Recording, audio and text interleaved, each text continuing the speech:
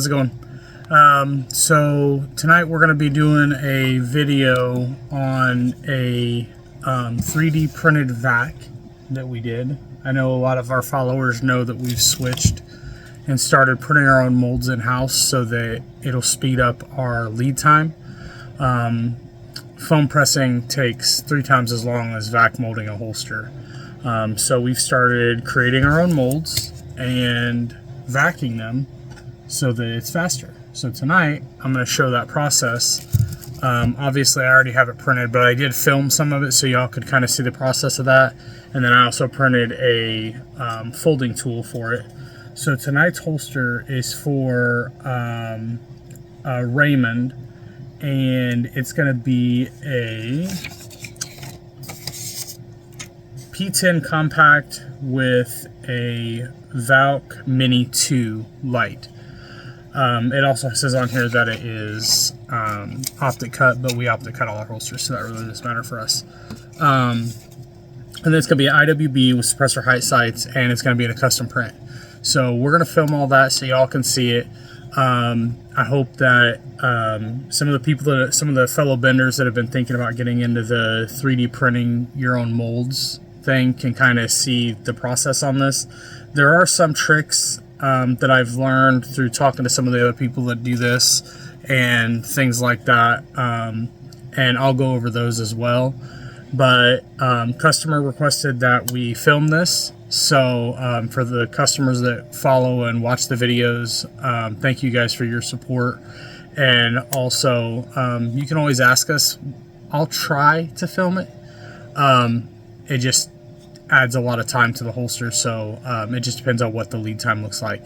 That said, if you are thinking about ordering a holster, I would do it in the next week or so, because once Black Friday starts and we launch our Black Friday sale, that's when our lead time jumps. Now I'm hoping with this new process of printing our own vac molds, I mean I've printed about 60 of them in the last few months, so we have a lot more than we did before. But usually this is the time of year where our lead time picks up. Right now I think we're running right at about 2 weeks, which is pretty good for us. Usually we've been 3 to 4 weeks on a lead time. Right now we're sitting at about 2 weeks, which is pretty good. And my goal is, by the time we launch the Black Friday sale, that I'll have everything done. Everything that's on the board will be out. Right now I have about 5 foam, and then about 12 to 15 more on vac that I need to get out, and then I have some that are all formed that need to be cut with hardware and things like that. But yeah, if you've been thinking about getting in an order, I would do it soon before we launch the Black Friday sale on Facebook, because once we throw that on the ads on Facebook, it gets crazy. So let's get this knocked out, and hopefully y'all learned something. If you have any questions, feel free to message me, and I hope everybody learned something. All right, here we go. So got the light all mounted up here, the Valk PL Mini 2. So this is going to be wrong-handed. So we got left hand inside the waistband. I already kind of marked out, and the way that I got this mold set up is so that the end user can adjust their light at whatever depth they want, but it'll still work. So I moved it all the way out to the front, but I'm going to form it like this just because this is typically where most people like to carry, but this is how we're going to set it up. And then I went ahead and marked back here so I know where my trigger well and all that is, so we can do our adjustable depth. So we're going to go somewhere right here. If you haven't done the P10 yet, the optic cut can be kind of tricky because I don't know if you can see it or not, but usually the top of the serrations right there is about where the optic cut's going to go. But if you look, this one kind of cants down and gets wider, so just be mindful of that when you're trying to do your optic cut. So we're going to go right in there. So let's get us some blocking. Let's see. Go with that one.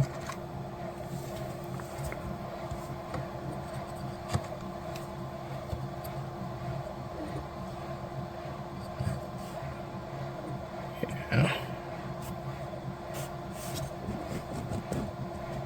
Should be good right there.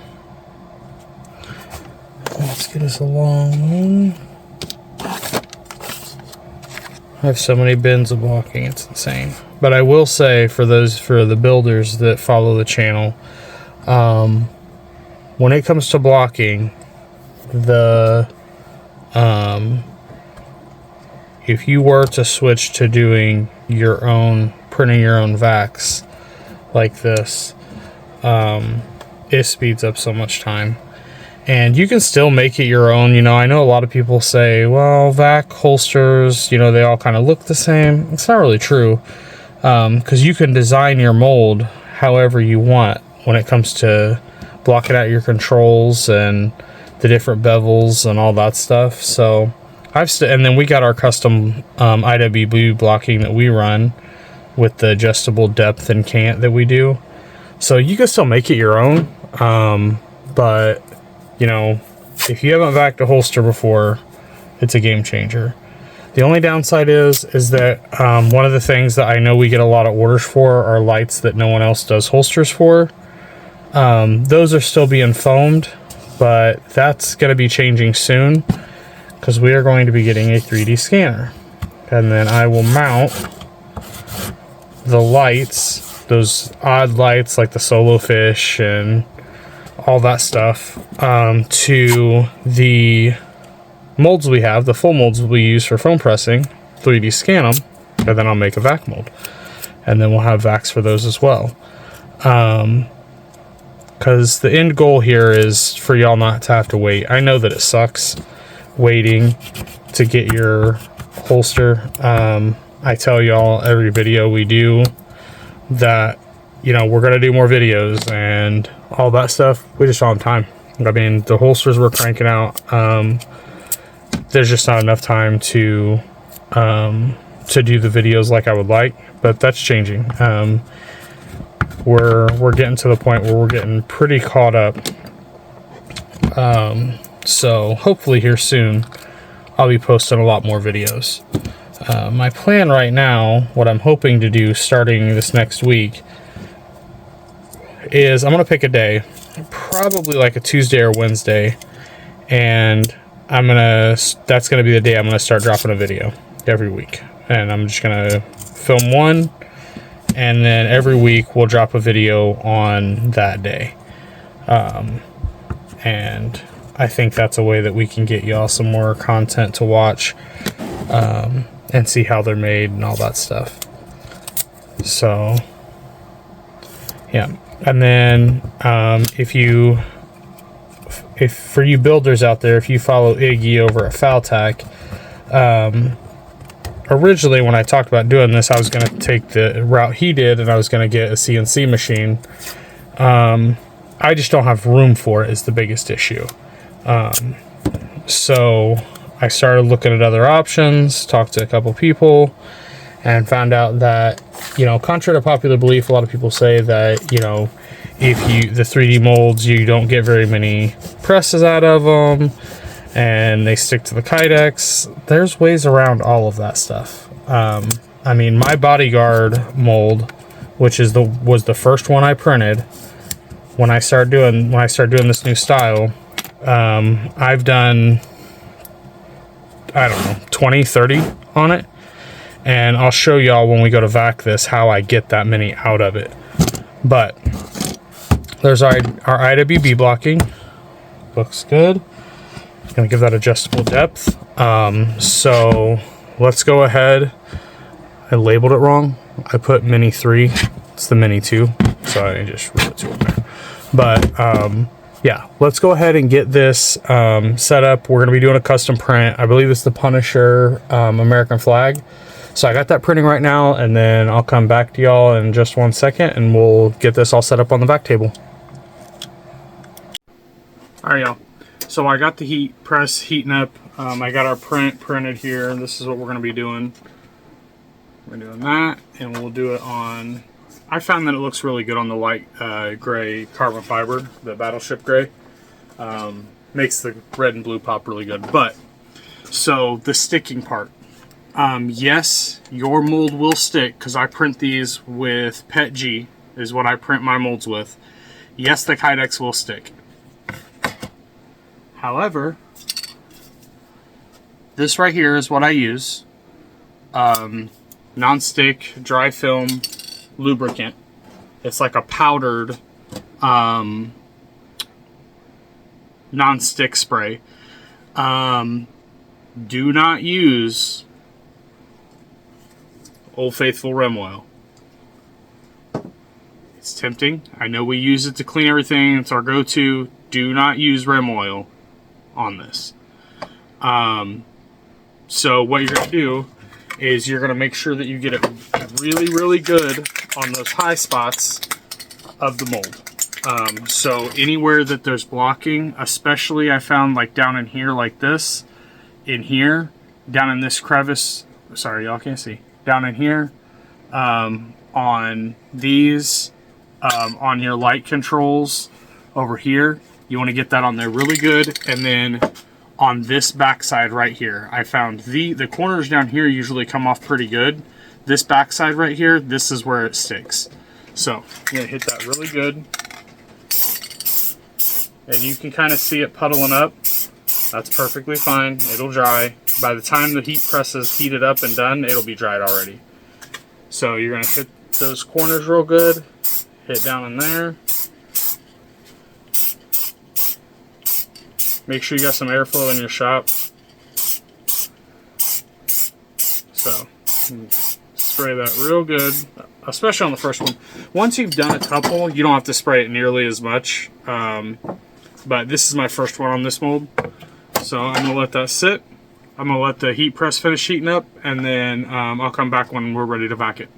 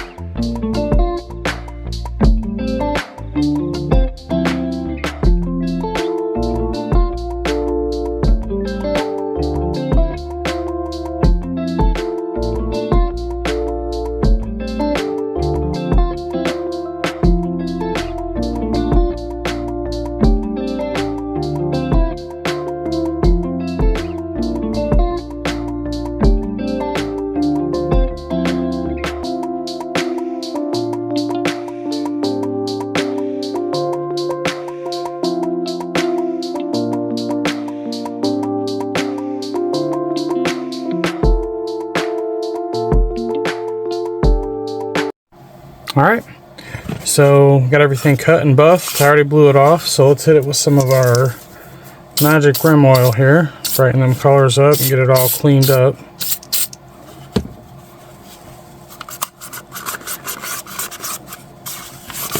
Man, that print looks good. This is one of my favorite patriotic prints we do. I absolutely love this one. We've done a lot of holsters in this print.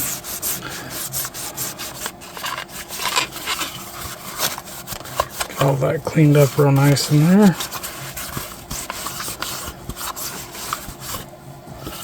All right, looking good.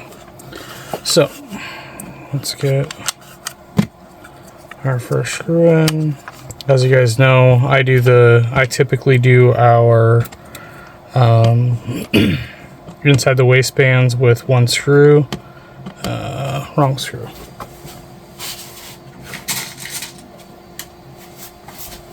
Yeah, I do our inside the waistband with the Mod Wing. I do one that goes all the way through and then one that doesn't. It's just the way that I found to do that works best.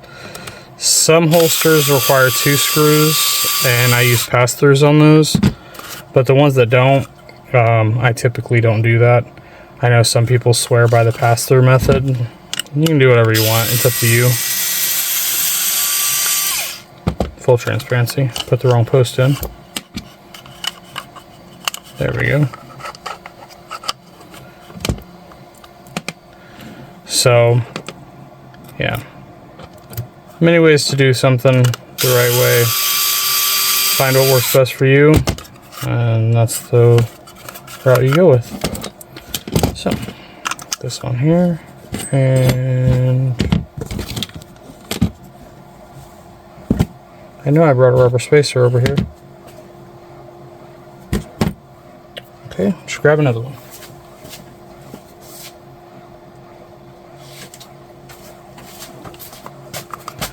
There we go. Rubber spacer.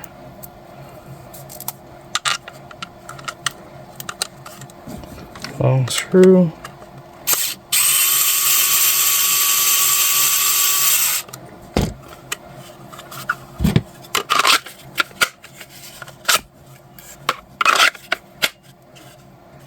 I like that right there. So we're going to tighten this down. Close it over. Okay. And for those of you that follow the channel and do it so that you can watch your holster get made, I'm really curious to know what people want for our Black Friday sale.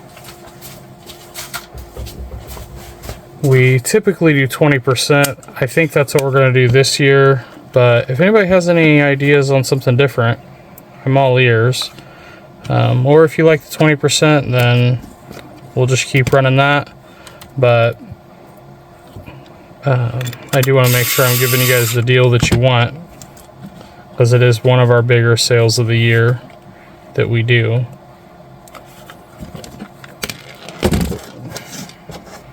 I'm dropping stuff. It's been a long weekend. Hands are starting to get tired.